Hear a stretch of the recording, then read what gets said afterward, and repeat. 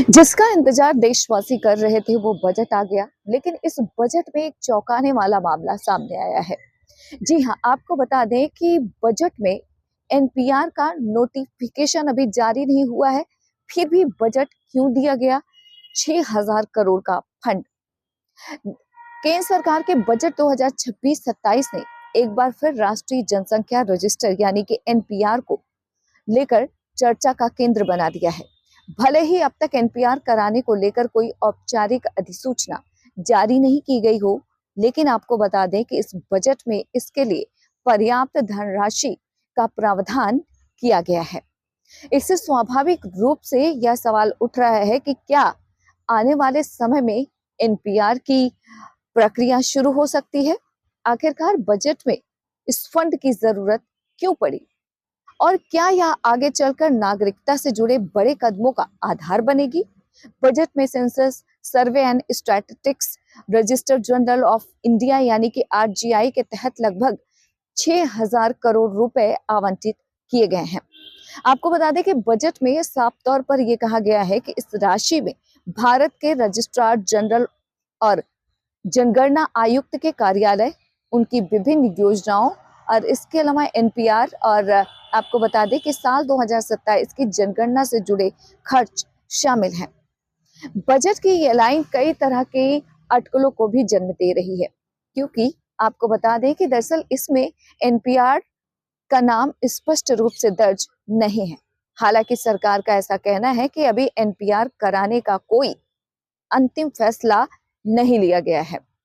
गृह मंत्रालय के अधिकारियों के मुताबिक यह बजटीय प्रावधान केवल एहतियात के तौर पर जारी किया गया है, ताकि भविष्य में यदि सरकार एनपीआर कराने का निर्णय ले तो धन की कमी आड़े न आए। आपको बता दें कि आमतौर पर एनपीआर की गणना जनगणना के पहले चरण यानी कि मकान की जनगणना के साथ साथ आपको बता दें ये काम किया जाता है। और इस साल मकान की जनगणना अप्रैल से सितंबर के बीच कराने की तैयारी है या फिर कराने की अधिसूचना जारी हो चुकी है, लेकिन उसमें एनपीआर का कोई जिक्र नहीं है। और यही वजह है कि विशेषज्ञ मानते हैं कि फिलहाल सरकार ने जानबूझकर स्थिति को अस्पष्ट रखा है। बजट में पैसा देना एक प्रशासनिक तैयारी हो सकती है, जबकि राजनीतिक और इसके अलावा आपको बता दें कि सामाजिक परिस्थितियों को देखते हुए एनपीआर पर अंतिम फैसला बाद में लिया जाएगा। एनपीआर क्यों रहा है अक्सर ही विवादों में? चलिए इस पर बात करते हैं। वैसे एनपीआर का नाम आते ही 2019-20 की घटनाएं जहन में ताजा हो जाती हैं। आपको बता दें कि उस समय नागरिकता संशोधन कानून के पारित होने के बाद देश भर में बड़े पैमाने पर विरोध प्रदर्शन हुए थे। एनपीआर को नागरिकता की सूची तैयार करने की दिशा में पहला कदम माना गया और आशंका जताई गई कि इसके बाद राष्ट्रीय नागरिक रजिस्टर यानी कि एनआरसी लागू किया जाएगा। विपक्ष और कई सामाजिक संगठनों का तर्क था कि इससे खासतौर पर अल्पसंख्यक समुदायों को नुकसान पहुंच सकता है।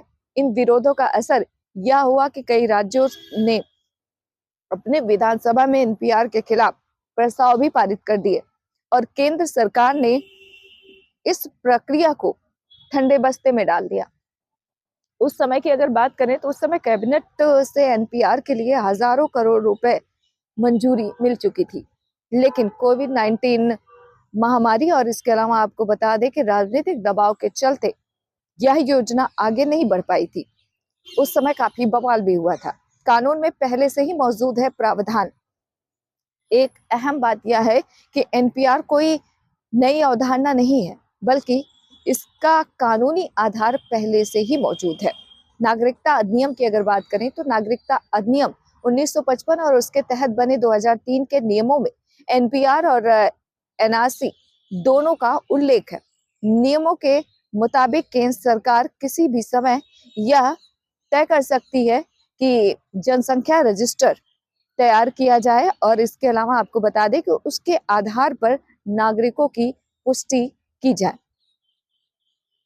इन नियमों ने यह भी कहा गया है कि दरअसल यदि किसी व्यक्ति की नागरिकता संदिग्ध पाई जाती है तो उसे रिकॉर्ड में दर्ज कर आगे जांच की जो प्रक्रिया है, जांच की जा सकती है इस पूरे मामले को लेकर। यही प्रावधान सबसे ज्यादा चिंता का कारण रहा है, क्योंकि इससे लोगों को ऐसा लगता है, लोगों को यह डर लगता है कि सामान्य जनगणना जैसी दिखने वाली प्रक्रिया आगे चलकर नागरिकता जांच का रूप ले सकती है।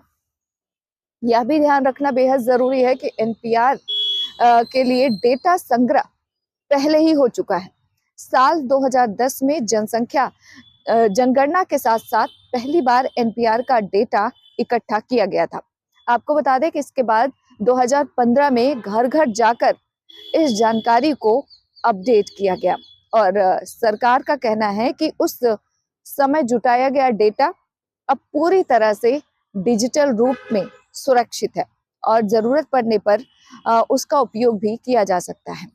लेकिन आपको ये भी बता दें कि 2016 के बाद आधार को सरकारी योजनाओं का मुख्य आधार दिए जाने से एनपीआर की भूमिका कम होती चली गई और आधार के जरिए सब्सिडी, इसके साथ ही पेंशन और अन्य लाभों का वितरण आसान हो गया, जिससे आपको बता दें कि एनपीआर को प्राथमिकता नहीं दी गई। और ऐसे में ये सवाल जरूर उठ रहा है कि ये चल क्या रहा है। विरोध के बाद सरकार का बदला रुख। आपको ये भी जानना जरूरी है कि 2019 में एनपीआर को फिर से सक्रिय करने की कोशिशें ऐसे समय पर हुई जब देश पहले ही नागरिकता के मुद्दे पर संवेदनशील माहौल से गुजर रहा था। असम की अगर बात करें तो असम में एनआरसी प्रक्रिया के दौरान लाखों लोगों के नाम सूची से बाहर रह जाने की खबरों ने लोगों की चिंता और भी ज्यादा बढ़ा दी और इसी कारण आपको बता दें कि एनपीआर के खिलाफ व्यापक आंदोलन हुए। बाद में प्रधानमंत्री ने सार्वजनिक रूप से कहा कि सरकार ने अभी तक एनआरसी लागू करने का कोई फैसला नहीं किया है। आपको ये भी जानना जरूरी है कि गृह मंत्री और अन्य अधिकारियों ने भी इसी बात को दोहराया। इसके बाद एनपीआर को लेकर कोई ठोस कदम नहीं उठाया गया, या फिर यूं कहें कि मामला वहीं लटक गया है। सरकार को किसी तरह की नहीं है कोई जल्दबाजी, ये सरकार का कहना है। और ऐसे में अब बजट में फिर से एनपीआर का नाम आना यह संकेत देता है कि सरकार ने इसे अभी तक छोड़ा नहीं है। हालांकि आपको बता दें कि अधिसूचना का ना होना और मंत्रालय का सतर्क बयान यह भी बताता है कि फिलहाल सरकार कोई जल्दबाजी के मूड में नहीं है। सरकार कोई जल्दबाजी नहीं करना चाहती है। आने वाले समय में यह मुद्दा राजनीतिक बहस का विषय जरूर रहेगा, खासतौर पर तब जब जनगणना 2027 की तैयारियां तेज होंगी।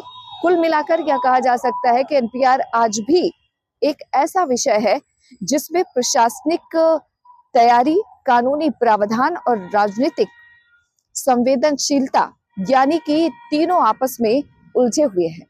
और ऐसे में बजट ने इस विषय को, या फिर यूं कहें कि बजट ने इस बहस को फिर से जगा दिया है, लेकिन अंतिम फैसला अभी भी भविष्य के पन्नों में ही छुपा है।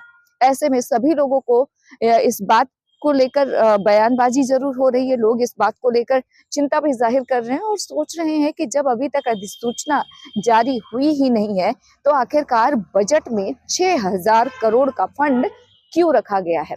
इस सवाल का जवाब केवल सरकार दे सकती है। दिल्ली से इंडिया पोस्ट न्यूज के लिए ममता चतुर्वेदी।